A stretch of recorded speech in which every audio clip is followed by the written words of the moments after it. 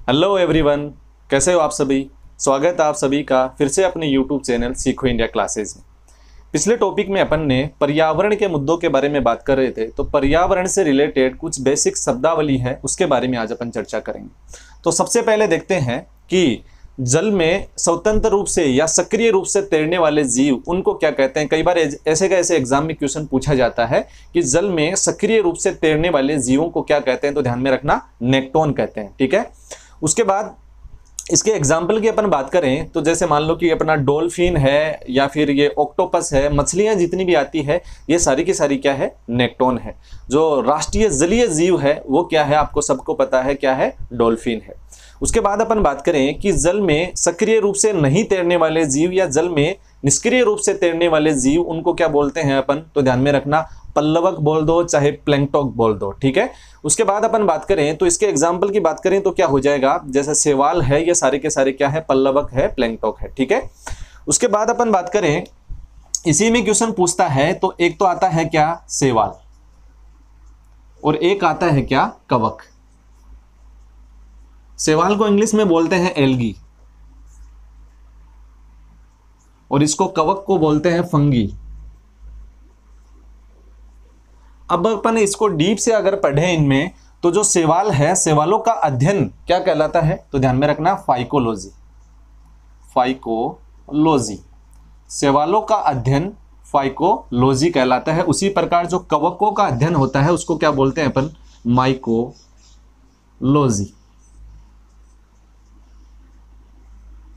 उसके बाद ध्यान में रखना है कि जो अपना शैवाल है तो शैवाल क्या है, स्वपोषी है, अपना भोजन स्वयं बनाता है, स्वपोषी। जितने भी शैवाल है सारे के सारे क्या है, स्वपोषी है, प्रकाश संश्लेषण द्वारा अपना भोजन स्वयं बनाते हैं। लेकिन जो कवक होते हैं वो क्या होते हैं, परपोषी, ये दूसरे के ऊपर निर्भर होते हैं, दूसरे के ऊपर निर्भर होकर अपना भोजन बनाते हैं। ठीक है, उसके बाद तीसरा इसमें ध्यान में रखना है, जो शैवाल होते हैं उसमें हरित लवक इसमें पाया जाता है, और जो कवक होते हैं उसमें हरित लवक नहीं पाया जाता। उसके बाद इसमें कोशिका भित्ति की अपन बात करें, कोशिका भित्ति, तो जो भी शैवाल होते हैं उनमें कोशिका भित्ति किसकी बनी होती है, सेल्यूलोज की बनी होती है। और जितनी भी जो कवक हैं उसमें जो कोशिका भित्ति होती है वो किसकी बनी होती है, तो ध्यान में रखना है काइटिन की बनी होती है।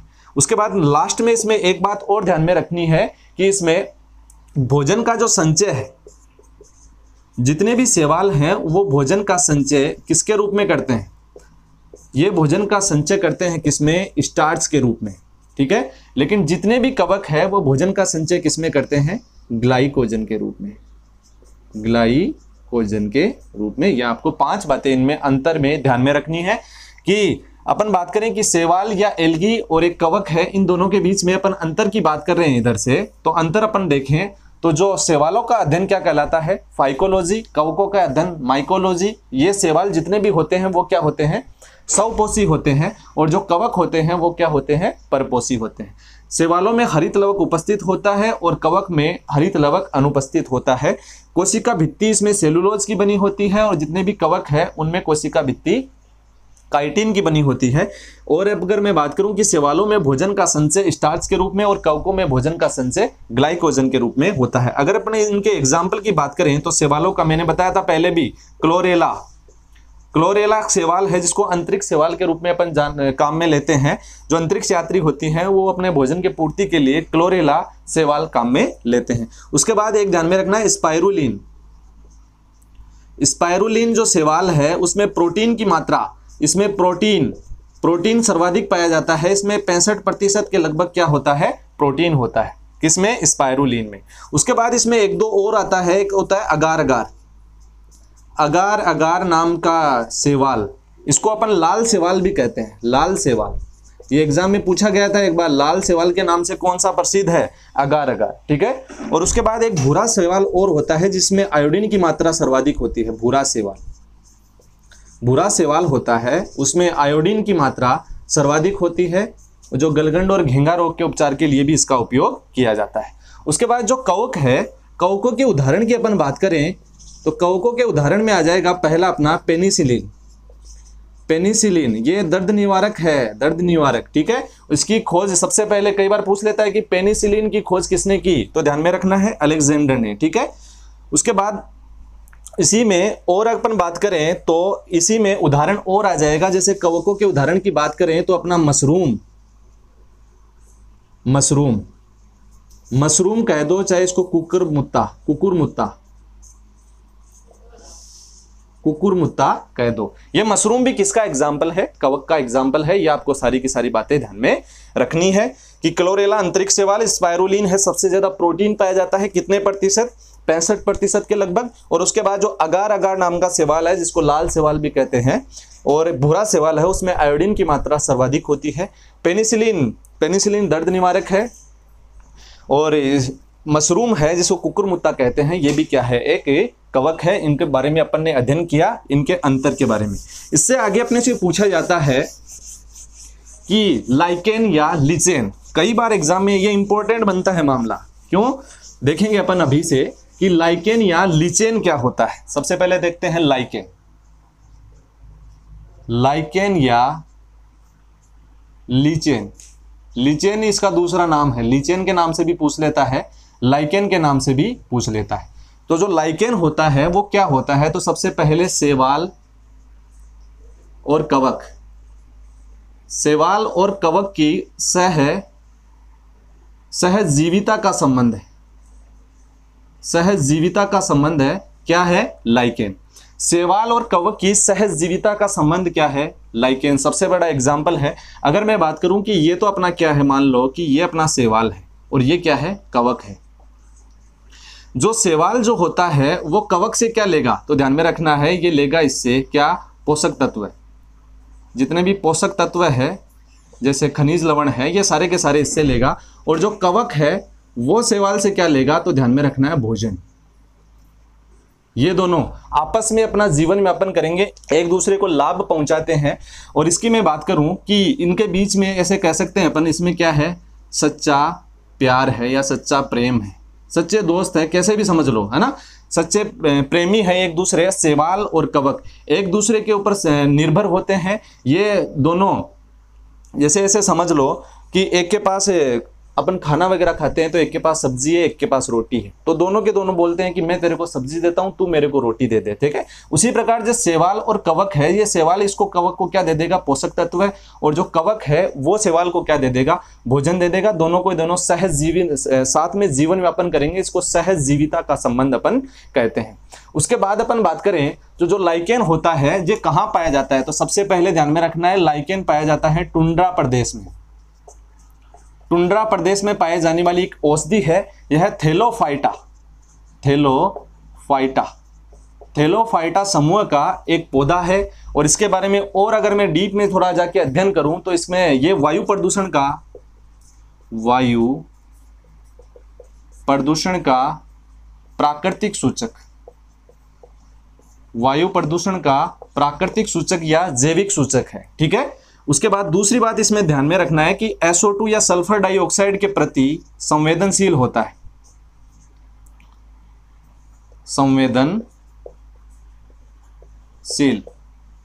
SO2 के प्रति क्या होता है, ये संवेदनशील होता है। अगर मैं इसको बेसिक से समझूं तो इसमें एक बात ध्यान में रखनी है कि अगर कोई भी वायुमंडल है उसमें अगर SO2 की मात्रा बढ़ती है तो वहां पे लाइकेन कम पाया जाएगा, लाइकेन की मात्रा घट जाएगी, ठीक है।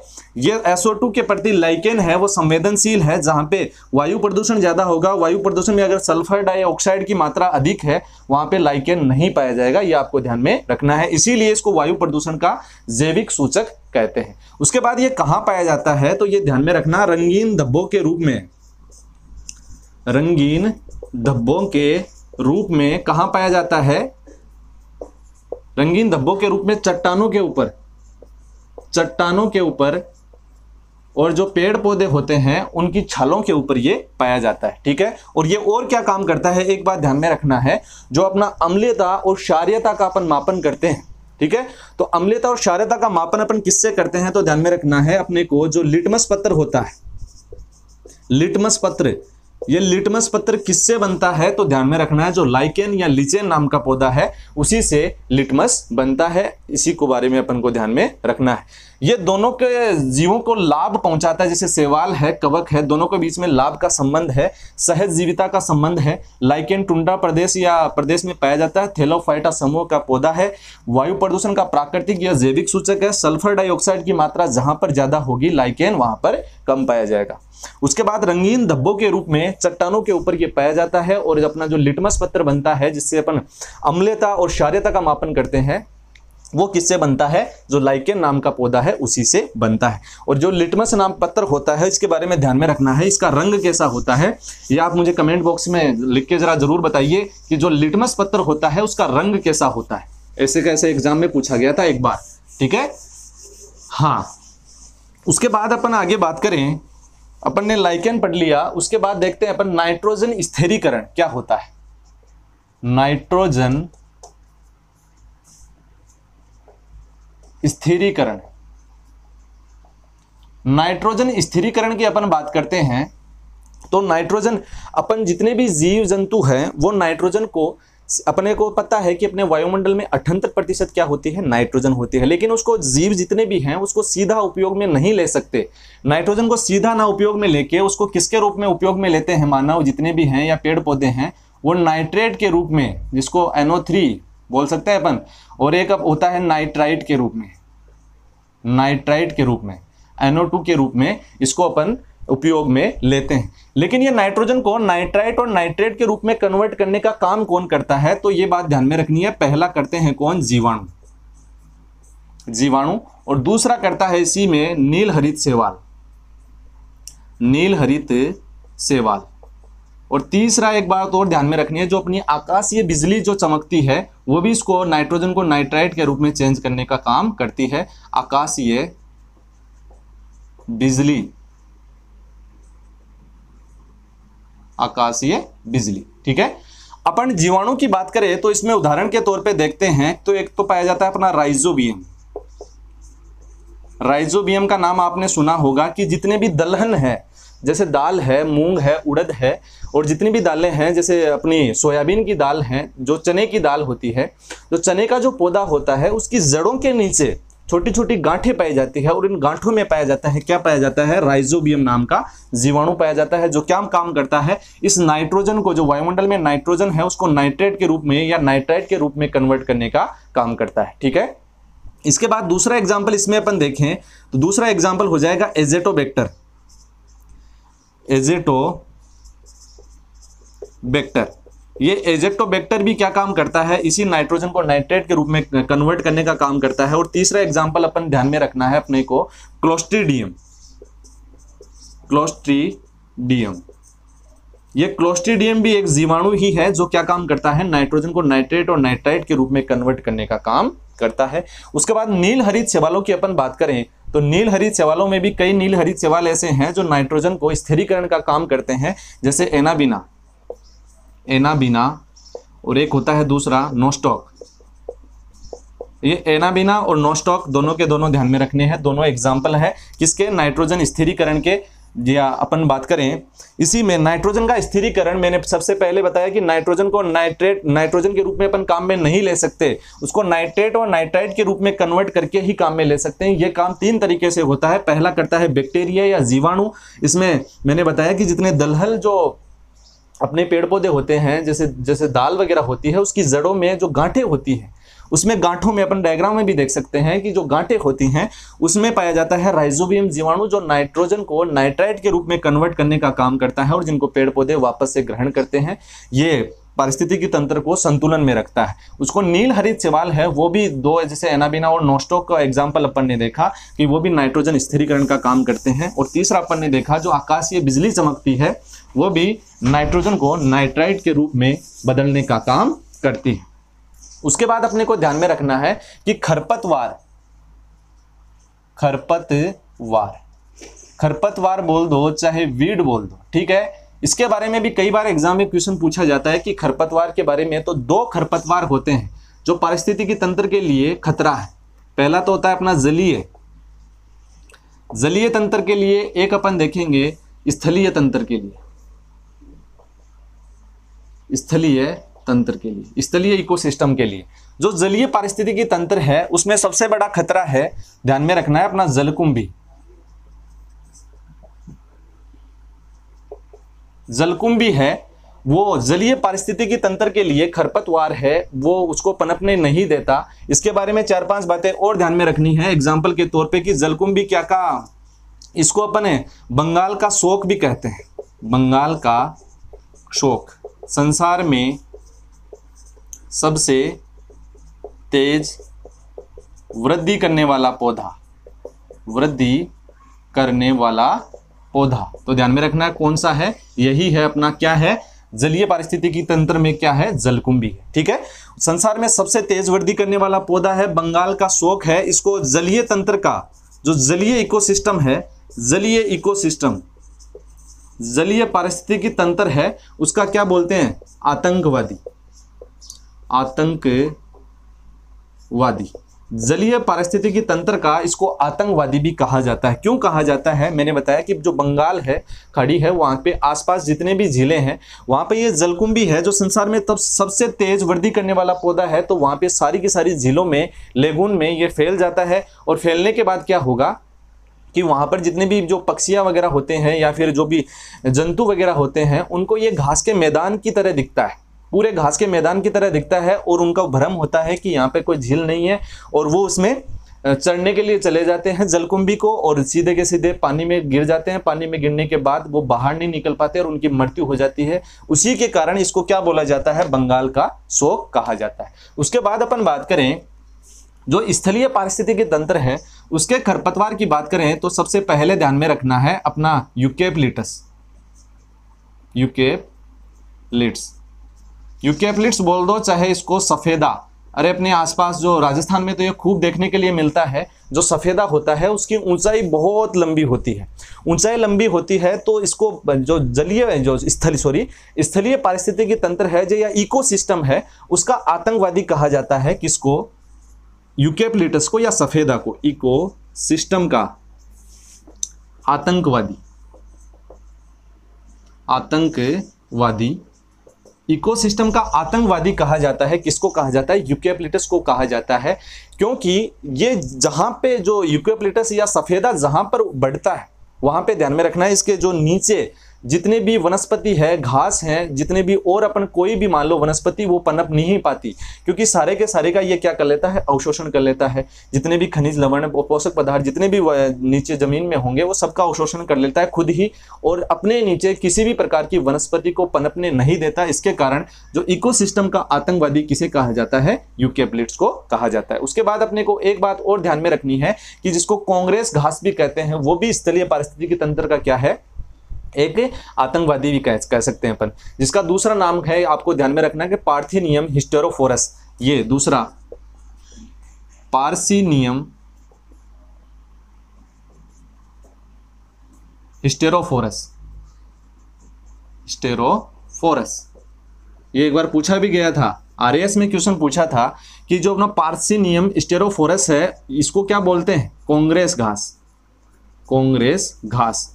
और ये कांग्रेस घास भी क्या है, जहां पे पनपती है वहां पे जितने भी पेड़ पौधे होते हैं उनको पनपने नहीं देती। ये भी अपना स्थलीय पारिस्थितिकी तंत्र है, उसके लिए खतरा है। ठीक है, ये दो प्रकार के अपन ने खरपतवार देखे, यूकेलिप्टस जलकुंभी और पार्सिनियस हिस्टेरोफोरस, या फिर इसको क्या बोलते हैं अपन, कांग्रेस घास अपन इसको कह सकते हैं।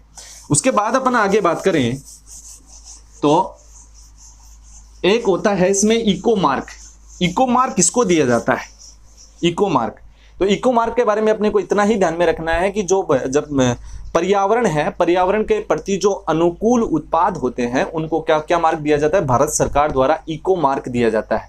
जो पर्यावरण को ज्यादा नुकसान नहीं पहुंचाते उसको इको मार्क दिया जाता है भारत सरकार द्वारा। ये पर्यावरण के लिए अनुकूल उत्पाद क्या होता है, इको मार्क होता है।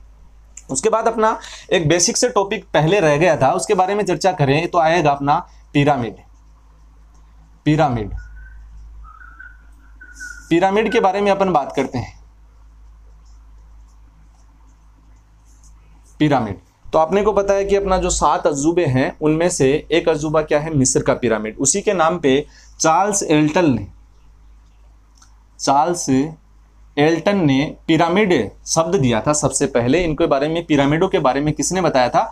चार्ल्स एल्टन ने बताया था। जो पिरामिड होते हैं वो 3 प्रकार के होते हैं। एक तो होता है ऊर्जा का पिरामिड, दूसरा होता है इसी में, तो ध्यान में रखना है, संख्या का पिरामिड, संख्या का पिरामिड, और तीसरा होता है इसी में ध्यान में रखना है अपने को कि अपना जो भार है या फिर द्रव्यमान का पिरामिड, भार या द्रव्यमान का पिरामिड। सबसे पहले अपन बात करें कि जो ऊर्जा का पिरामिड होता है वो क्या होता है। तो सबसे पहले जो ऊर्जा के क्रम में अपन ने लिंडेमान का नियम देखा था, उसमें बताया था कि सबसे पहले जो उत्पादक होते हैं ये अपने उत्पादक थे।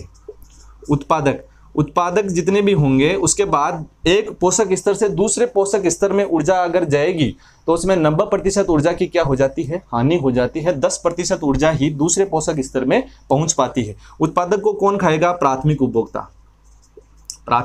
और प्राथमिक उपभोक्ता को कौन खाएगा? द्वितीयक उपभोक्ता। और द्वितीयक उपभोक्ता को कौन खाएगा? तृतीयक उपभोक्ता। ऐसे कहते हैं, ऐसे स्तूप बन गया, ये एक त्रिभुजनुमा संरचना बन गई, और इसी को क्या बोलते हैं अपन? इसी को पिरामिड कहते हैं। ठीक है, इसी के बारे में ध्यान में रखना है कि जो ऊर्जा का पिरामिड है, ये मैंने पहले भी बताया था कि जो लिंडेमान के नियम के अनुसार एक पोषक स्तर से दूसरे पोषक स्तर में जैसे जैसे जा रहे हैं वैसे ऊर्जा की क्या हो जाएगी? कमी आती जाएगी। केवल 10% ऊर्जा का ही दूसरी पोषक स्तर में पहुंच पाएगी। उसके कारण जो ऊर्जा के जितने भी पिरामिड है वो हमेशा ध्यान में रखने कैसे बनेंगे? सीधे।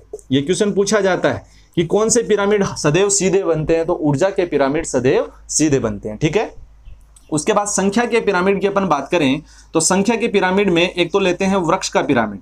वृक्ष के पिरामिड की अपन बात करें तो सबसे पहले अपन देखते हैं कि ये अपना उत्पादक या पेड़ है, उत्पादक। ठीक है, उत्पादक के ऊपर अगर संख्या के हिसाब से अपन देखें तो उसमें उत्पादक एक ही है, अपना एक पेड़ है, उसके ऊपर छोटे छोटे कितने कीट पाए जाते हैं? कीटों की संख्या बढ़ गई तो ये मान लो कि छोटे छोटे क्या है? कीट हैं। उसके बाद उस पर जीवन व्यापन करने वाले जितने छोटे छोटे क्या है और बड़े थोड़े मान लो कि पक्षी है। ठीक है, और उसके ऊपर भी और ज्यादा पक्षियों के ऊपर जीवन व्यापन करने वाले क्या है? परजीवी। तो जैसे जैसे अपन एक पोषक स्तर से दूसरे पोषक स्तर में बढ़ रहे हैं तो वैसे वैसे जो ये अपना पिरामिड है वो भी बढ़ रहा है। ठीक है, जैसे उत्पादक एक था, उसके बाद कीट थोड़े ज्यादा हुए, पक्षी उससे भी ज्यादा पेड़ पे, उसके बाद परजीवी। तो ये एक तंत्र बन गया जो उल्टा पिरामिड बन गया। तो ध्यान में रखना है कि संख्या में वृक्ष का पिरामिड क्या होता है? उल्टा होता है। बाकी जितने भी और बचे हुए जितने भी पिरामिड हो गए संख्या के हिसाब से, वो सारे के सारे क्या होंगे? बाकी सब सीधे। ध्यान में रखना है, बाकी सब सीधे होंगे। बाकी सब क्या होंगे? सीधे होंगे। उसके बाद यही बात करें अपन द्रव्यमान और भार के पिरामिड की, तो इसमें भी एक ही बात ध्यान में रखनी है कि जो अपना जलीय तंत्र है, एक तो जल तंत्र ले लेते हैं, एक ले लेते हैं स्थल तंत्र। दो ही भाग है अपने पृथ्वी पर, जल और स्थल।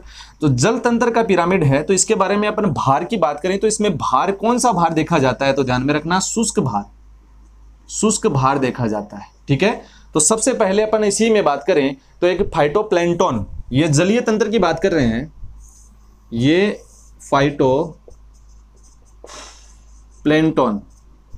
फाइटोप्लैंक्टन ये होते हैं छोटे छोटे जीव होते हैं जो अपने समुद्र वगैरह में ऐसे तैरते रहते हैं। उनको कौन खाएगा? फाइटोप्लैंक्टन को जितने भी छोटे छोटे, और ये मान लो कि छोटी मछली खा लेगी। ठीक है, फाइटोप्लैंक्टन को खाएगी छोटी मछली, और फिर छोटी मछली को कौन खाएगा? तो इसको खा जाएगी कौन? बड़ी मछली। और बड़ी मछली को और कौन खाएगा? जैसे मान लो कि अपने खा ली व्हेल मछली। ठीक है, ऐसे कैसे अपन ने देखा कि जैसे जैसे एक पोषक स्तर से दूसरा पोषक स्तर बढ़ रहा है तो वैसे वैसे ये अपना भार भी क्या हो रहा है? बढ़ रहा है। ऐसे ये बन गया अपना पिरामिड बन गया। कैसा बन गया? ये उल्टा पिरामिड। तो जलीय तंत्र का जो पिरामिड होता है भार या द्रव्यमान का, वो हमेशा कैसा होगा? उल्टा। ठीक है, और बाकी जितने भी अपन देखें कि जितने स्थल के जितने भी जो द्रव्यमान या भार के पिरामिड बनेंगे वो कैसे बनेंगे? सीधे बनेंगे। बाकी कैसे होंगे? सीधे होंगे। ये आपको ध्यान में रखना है। इसको ऐसे ध्यान में रखो कि छोटे छोटे जो पेड़ फाइटोप्लैंक्टन है जो समुद्र में तैरते रहते हैं, उनकी संख्या तो ज्यादा है लेकिन उसका शुष्क भार क्या है? कम है। ठीक है। उसके बाद जो छोटी मछलियां हैं उनका भार कैसा हो गया, बढ़ गया। उसके बाद जो बड़ी मछलियां हैं वो उनको खाएंगी तो उनका भार और बढ़ गया, और जो व्हेल मछली है उसका भार सबसे ज्यादा बढ़ गया।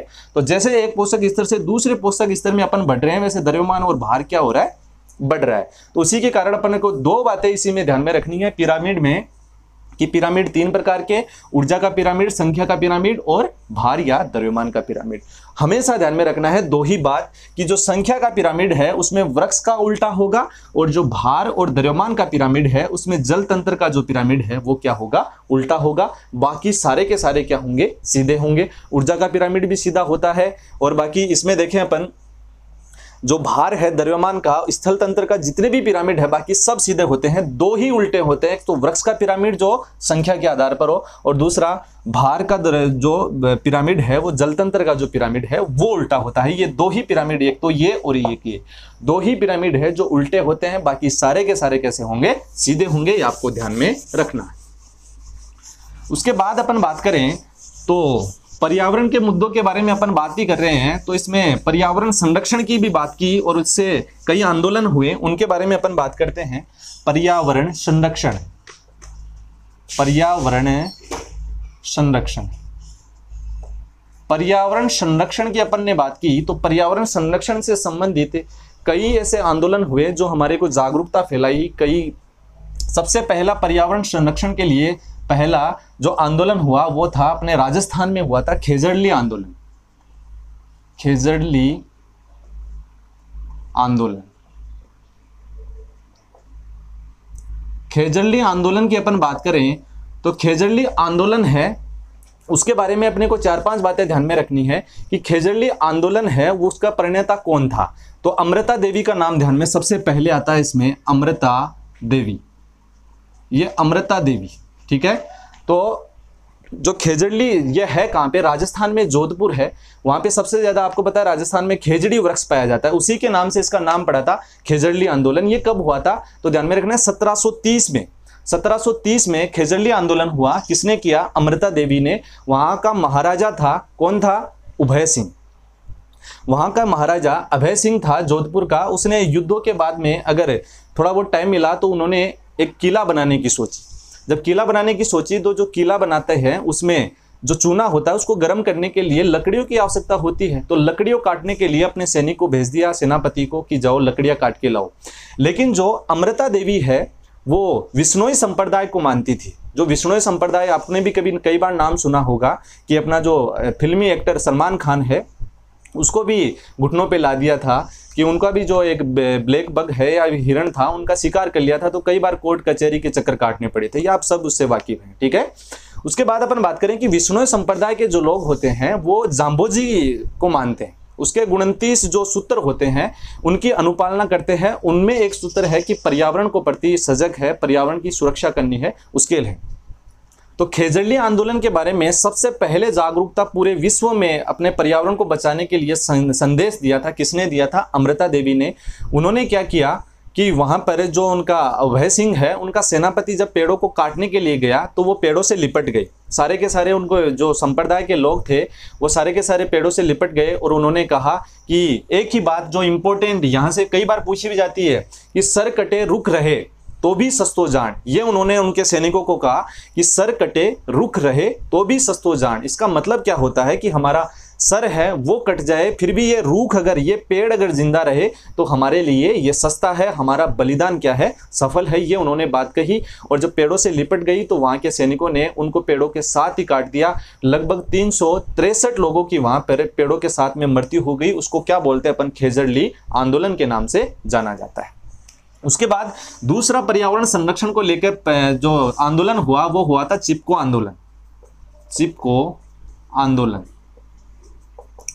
चिपको आंदोलन की अपन बात करें तो ये कब हुआ था, तो चिपको आंदोलन हुआ कहाँ, तो ये 1973 ईस्वी में कहाँ पे हुआ, ये 1973 में हुआ था। कहाँ पे हुआ था, तो ये उत्तराखंड, उत्तरांचल बोल दो, पहले उत्तराखंड नहीं था उस टाइम पे, उत्तरांचल था। तो वहां पे इसके प्रेरणेता कई बार पूछे जाते हैं, इसके प्रेरणेता कौन थे।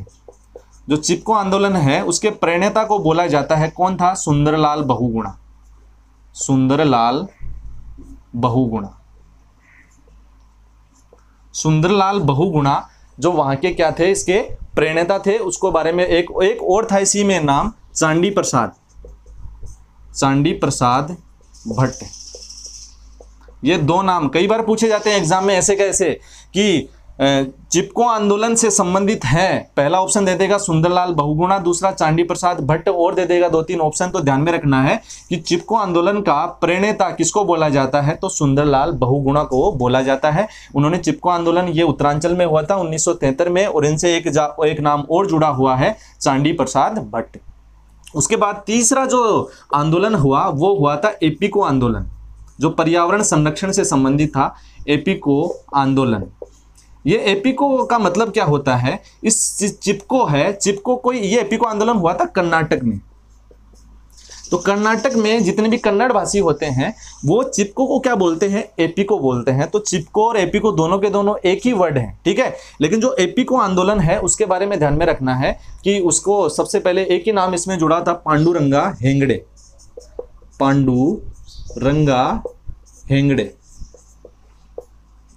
जो पांडुरंगा हेगड़े है, इन्होंने एपीको आंदोलन की शुरुआत की थी और इन्होंने भी पर्यावरण संरक्षण के बारे में बात की और पेड़ों को बचाने के लिए एक मुहिम रखी। उसी के बारे में अपन बात की अपन ने कि खेजड़ली आंदोलन, चिपको आंदोलन और एपीको आंदोलन जो भारत में हुए थे तीनों के तीनों, वो पर्यावरण संरक्षण से संबंधित है। इनसे कई बार एग्जाम में क्वेश्चन पूछे जाते हैं। जो एपीको आंदोलन है ये भी इससे 10 साल बाद कब हुआ, 1983 में हुआ था, ठीक है। ये पर्यावरण संरक्षण की इन्होंने बात की। आगे अपन देखते हैं इसी में वैश्विक स्तर पर, अगर वैश्विक स्तर पर या विश्व के स्तर पर पर्यावरण के प्रति जागरूकता फैलाने के लिए क्या होता है, एक होता है अपना अर्थ हावर क्या होता है। तो अर्थ हावर के बारे में अपने को 2 ही बातें ध्यान में रखनी है कि जो मार्च महीना जो होता है, मार्च महीने के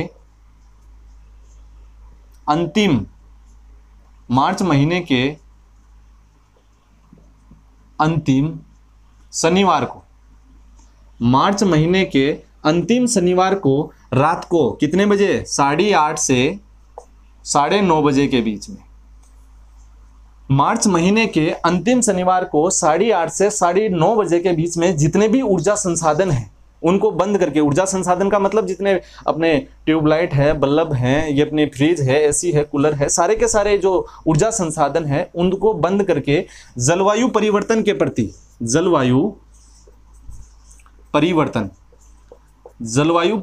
प्रति जागरूकता फैलाई जाती है। यह हर वर्ष मनाया जाता है, जिसको अपन बोलते हैं अर्थ हावर, 1 घंटा, है ना। ये कहां से शुरू हुआ था, सबसे पहले यह शुरू हुआ था ऑस्ट्रेलिया से। ऑस्ट्रेलिया और न्यूजीलैंड में सबसे पहले ये अर्थ हावर शुरू हुआ था और वहीं से ये मुहिम पूरे विश्व में फैल गई। पर्यावरण के प्रति जागरूकता फैलाने के लिए हमेशा ध्यान में रखना है, मार्च महीने के अंतिम शनिवार को 8:30 से 9:30 बजे के बीच में जितने भी ऊर्जा संसाधन हैं उनको बंद करके जलवायु के प्रति अपन जागरूकता फैलाते हैं, उनको क्या बोलते हैं अपन, अर्थ हावर बोलते हैं। और यही थोड़े दिनों पहले की बात है कि अपने जो प्रधानमंत्री है मोदी जी, उन्होंने भी जो कोरोना वायरस है उसके प्रति जागरूकता फैलाने के लिए कई बार दिए जलवाए थे और जो बर्तन वगैरह, थाली वगैरह वो बजवाई थी। वो क्या था, कोरोना के प्रति लड़ने के लिए एक जागरूकता थी, जागरूकता अभियान था जो सबको ये सचेत करा था, पूरे देश को एकजुट करने के लिए ये मुहिम थी, ठीक है। उसी के लिए अपन अर्थ हावर मनाते हैं कि पर्यावरण के प्रति सारे देश को या सारे विश्व की जनसंख्या है उनको पता लग जाए कि जलवायु परिवर्तन भी एक मुद्दा है, अगर प्रकृति रहेगी तो ही हम रहेंगे। उसी को समझाने के लिए अर्थ हावर मनाया जाता है मार्च महीने के हर शनिवार को 8:30 से 9:30 बजे के बीच में। यही अपने सारे के सारे पर्यावरण के मुद्दों के बारे में अपन ने बात की और नेक्स्ट क्लास में और अपन अच्छे अच्छे टॉपिकों के बारे में डिस्कस करेंगे। धन्यवाद।